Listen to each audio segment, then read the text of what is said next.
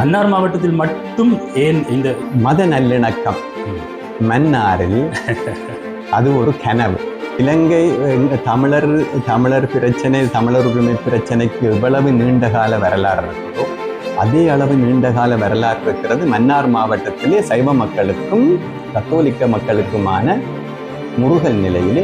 கத்தோலிக்க உயர்பீடங்கள் நினைப்பது தங்கிட சொல்படி எல்லாமே நடக்க வேண்டும். மதம் சார்ந்த நல்லிணக்கம் பற்றி பொதுமக்களுக்கு எடுத்தியம்புகிற பணி அரசுக்குரியதும் மத சார்ந்த நிறுவனங்களுடையதும் மத போதகர்களுடையதும் மட்டுமல்ல, ஊடகங்கள் ஆகியவற்றுக்கும் மிக முக்கியமான பங்கு இருக்கிறது. அது ஆலய வீதி, திருக்கேதீச்சர ஆலய வீதி தான் பெயர். அந்த ஆலய வீதியில மரபு ரீதியாக இருக்கிற, வரலாற்று ரீதியாக இருக்கிற ஆலயத்தினுடைய வளைவை கட்டுவதற்கு அவர்களுக்கு என்ன பிரச்சனை? இறுதியாக அவர்களுடைய எதிர்பார்ப்பு என்னென்றால் நாங்கள் சொல்றதை நீங்க செய்யும். வரலாறு எங்கே வந்து எத்தகைய சிக்கல்களை உருவாக்கும் என்பதற்கு திருக்கேதீஸ்வரமும் மன்னார் மாவட்டமும் சாட்சி.